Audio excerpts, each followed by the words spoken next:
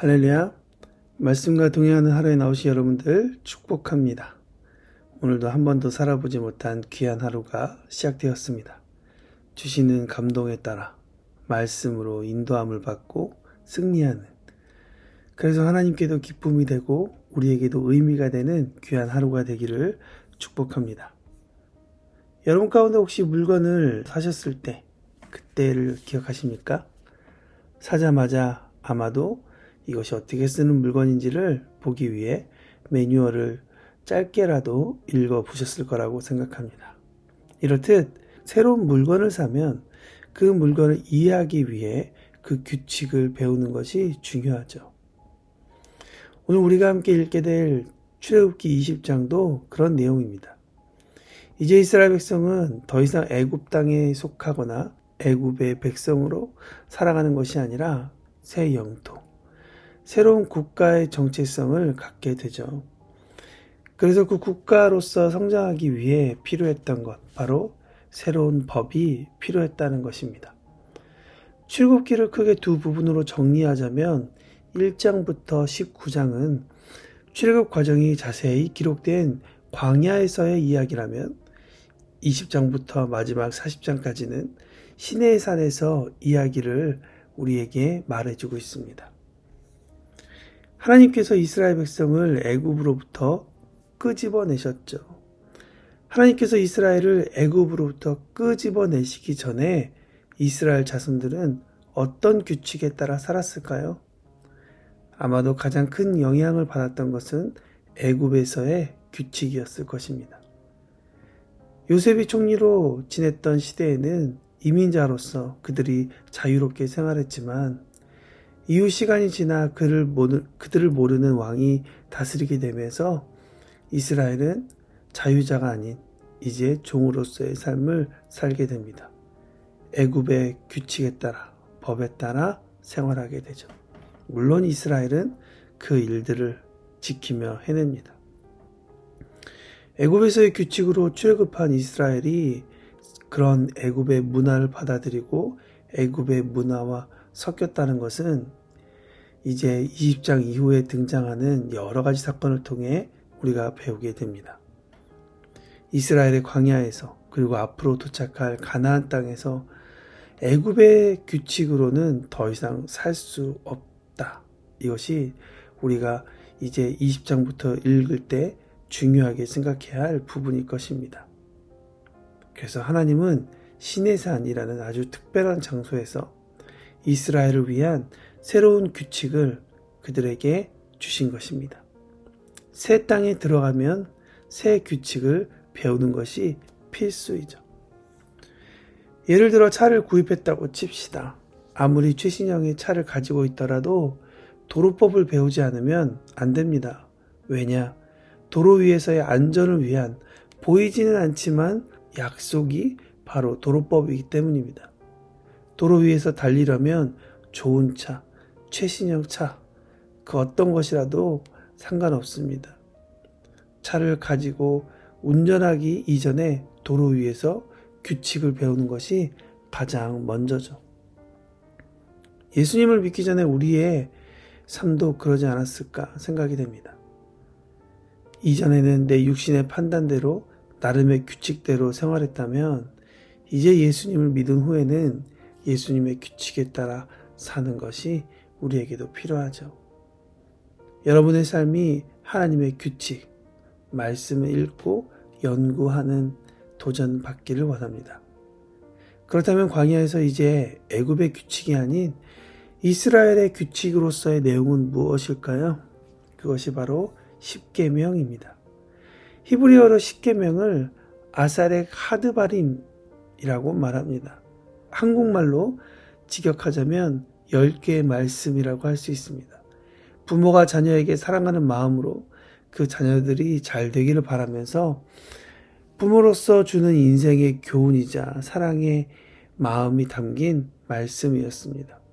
그러면 이 십계명 어떤 내용인지 우리 다 함께 읽어보기를 원합니다. 첫 번째, 너는 나 외에는 다른 신을 내게 두지 말라.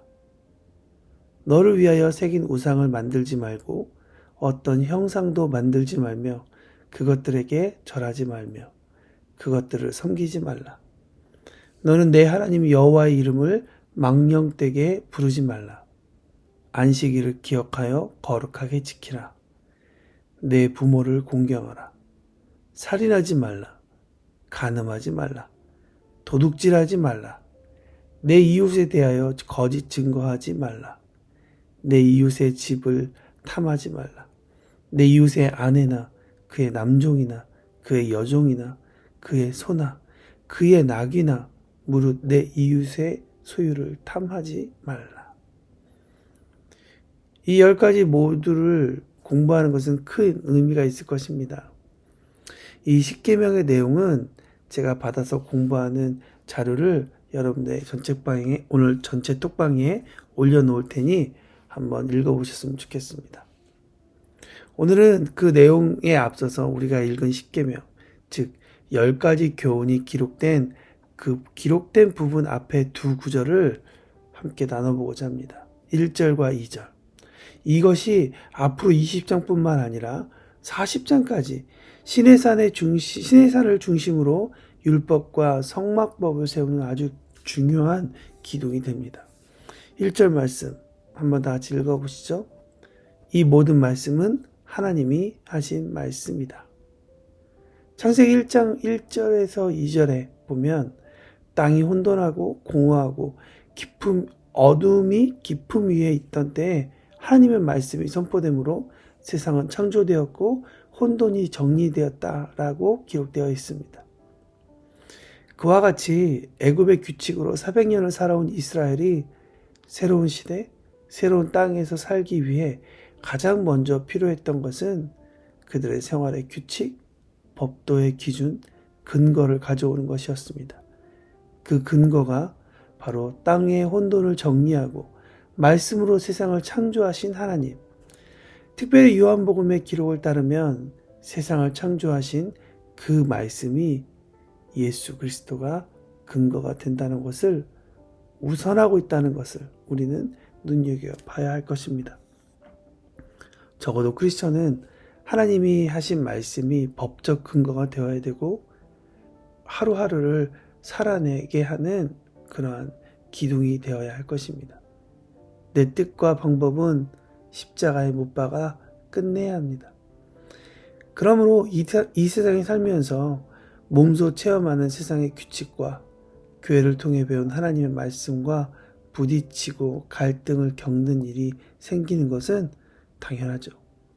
그럴 때면 우리는 우리의 신분을 기억해야 합니다. 그래, 나는 영적 애굽에서 살았으나 하나님께서 그곳으로부터 끄집어내셔서 홍해를 건너게 하신 영적 이스라엘이지. 2절 말씀에 보면 나는 너희를 이집트 땅 종살이 하던 집에서 이끌어낸 주 너의 하나님이다. 하나님은 광야에서 불편한 삶을 살고 있는 이스라엘에게 질문하고 계십니다. 이집트, 즉 애굽에서 종살이 하던 때가 너희는 그렇게 그립니? 광야에서 불편한 사건이 생기기만 하면 이스라엘 백성들은 늘 애굽에서의 삶을 그리워했습니다. 차라리 넉넉하게 먹고 차라리 편안한 집에서 살았던 종의 때가 좋았지. 요셉의 삶을 되돌아보면 우리는 한 가지 분명한 사실을 알게 됩니다. 그가 애굽으로 가기 전에 형들에 의해서 그는 채색옷이 벗겨지는 사건을 보게 됩니다. 채색옷이 벗겨지자 요셉은 종의 삶이 되죠. 그는 신분을 잃었지만 그러나 창세기 41장 42절에 보면 하나님은 바로를 통해 이제 요셉에게 새로운 옷을 입히게 됩니다. 흰옷, 세마포.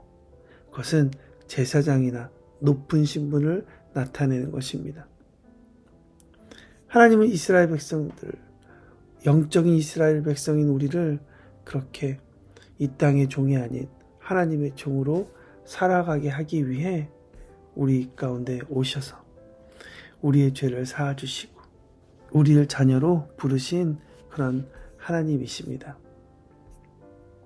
그러니 우리가 새 백성으로 새로운 삶의 터전에서 새로운 영역에서 살아갈 때 우리에게 하나님의 말씀이 법이 되는 것은 너무나도 중요할 뿐만 아니라 그 말씀을 지켜나가는 것이 우리의 정체성이 된다는 것은 너무나 의미가 있고 되돌아보아야 할 주제입니다. 오늘도 하나님께서 우리에게 주시는 감동, 하나님께서 주시는 말씀 때문에 이 땅에서의 삶이 여러 가지 치열한 전쟁터가 된다면 그것은 우리가 정말 열심히 이 세상을 살아가고 있다는 증거가 될 것입니다. 아무쪼록 오늘 하루도 크리스천으로서 하나님의 자녀로서 그분의 백성으로서 우리가 이 땅 가운데에서 하나님의 말씀을 따라 살아가는 삶이 무엇인지 그리고 우리가 얼마나 큰 기쁨을 누리고 있는지를 누리면서 또한 그러한 것을 누리지 못하는 사람들에게 알려주는 빛과 소금의 역할을 감당하는 우리 모두가 되기를 축복합니다.